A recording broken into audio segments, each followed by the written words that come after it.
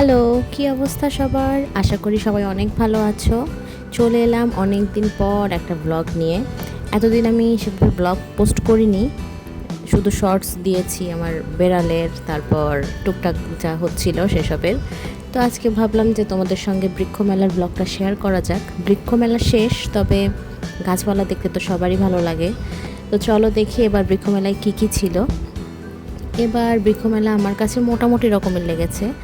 আর আমরা গেছিলামও আসলে একদম মেলার শেষ দিকে। বিভিন্ন রকম গাছপালা ছিল, তবে গতবারের চেয়ে 1 মাস পরে মেলাটা হওয়ার কারণে আমার মনে হয় ফুল অনেক কম ছিল আর ভ্যারাইটিও অনেক কম ছিল। এবার একটা নতুন প্রজাতির গাছ দেখলাম, দূর থেকে নামটা আসলে পড়তে পারি না, এই জন্য তোমাদের জানাতে পারছি না। এটা দেখে মনে হচ্ছে যে কোনো একটা ঠান্ডার দেশের কোনো ফুল গাছ এরকম। এবার ক্যাকটাসও ছিল টুকটাক, আর এত দাম ছিল। এবার ভেবেছিলাম আমি ক্যাকটাসের বোলের মতো যে হয় ওটা নিব, তা দামের জন্য সম্ভব হয় নাই। অর্কিডও নিতে চেয়েছিলাম, কিন্তু আমার দেখে ভালো লাগে নাই, মানে ফুল কম ছিল অথবা ফুলগুলো মরা মরা ছিল। হতে পারে যে অনেক বিক্রি হয়ে গেছে, আমরা শেষের দিকে এসেছি জন্য ভালো কিছু পাইনি, এটা হতে পারে। এবার বৃক্ষ মেলাতে আমি অনেক রকম সার দেখেছি, যেটা রেডিমেড কিনতে পাওয়া যায় মিক্সড, তারপর ট্যাবলেটের মতো। তো আমি দামাদামি করতে পারিনি, আর দামটা জানতাম না জন্য আমি কিনতে পারিনি। আমার বাসার ছাদে পদ্ম ফুল গাছ আছে, তো সেটার জন্য আমি নিতে পারতাম আসলে। আবার অনেক জায়গায় এত সুন্দর করে ডেকোরেশন করে রেখেছে, কিন্তু সেখানে ঢুকতে দেওয়ার কোনো অপশান নাই, এই জন্য ওই জায়গাটা ঘোরা হলো না কাছ থেকে। আর বাগান বিলাস তো সবসময়ই সবার মনে করেন ভালোই লাগে, আমারও ভালো লাগে। এটা তো ছিল একদম মিক্সড, বাগান বিলাসের অনেক অপশন ছিল। এই যে ক্যাকটাস, গতবারে কিন্তু ব্লগ দেখলে আপনাদের মনে থাকবে যে ক্যাকটাসগুলোরও বিশাল বিশাল ছিল। তো এইগুলো হলো পাতাবাহার সম্ভবত। গাছপালার দাম ভালোই ছিল, দামাদামি করে যারা পেরেছে তারা অনেক কিনেছে আর কি। এই রোদ, এই মেঘ, এই জন্য ফুটেজের এরকম মনে হতে পারে। কোনো কোনো ফুটেজ খুব অন্ধকার, কোনো কোনো ফুটেজ অনেক কালারফুল।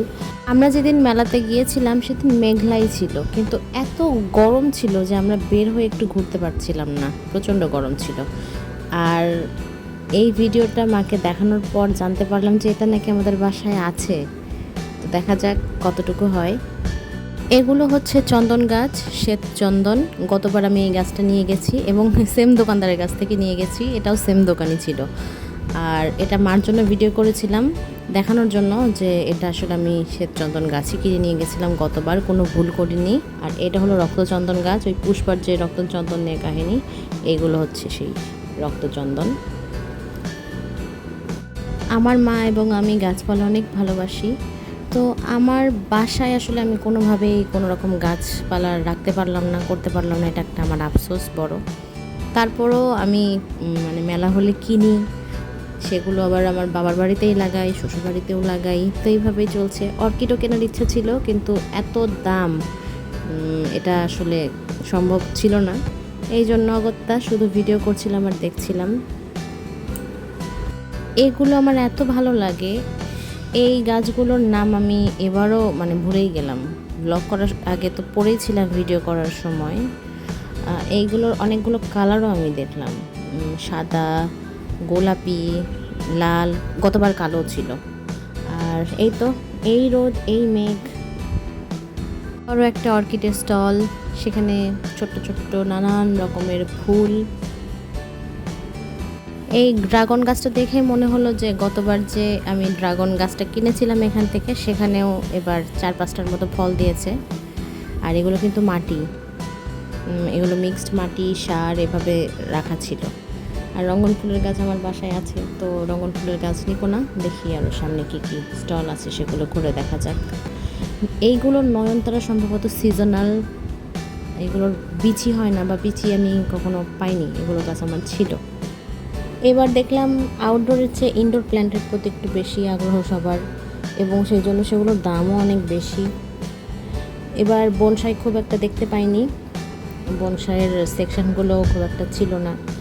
আর হাঁটতে হাঁটতে মনে হচ্ছিলো যে শেষই হয়ে গেল, গতবার তো হয়রান হয়ে গেছিলাম, রেস্ট করতে হয়েছিল, এতগুলো স্টল ছিল, এবার কম স্টল ছিল মনে হলো। একটু আগেই তোমাদের বলেছিলাম যে এটা সাদা হয় গোলাপি হয়, এই যে দেখো সাদার গোলাপি, চারিদিকে গাছ গাছ। মনে তো হয় সব কিছু নিয়ে যাই, কিন্তু হয় না। এই গাছটা কিন্তু আমাদের বাসায় আছে, হাজারবেলি বলে, এখানে অন্য নামও ছিল, আমার ভুলও হতে পারে। গাছ মনে হচ্ছিল সব কিছু নিয়ে যাই, সবগুলো বাসায় নিয়ে যাই। এই শোপিস টাইপ জায়গাটাও ছিল, তো একটু ভিডিও করে নিলাম যে ঝিনুক দিয়ে যে কাজগুলো করা যায় সেটা আমি বাসায় করতে পারি কি না। আমার কাছে বাসায় অনেক ঝিনুক আছে, তো DIY করাই যাবে।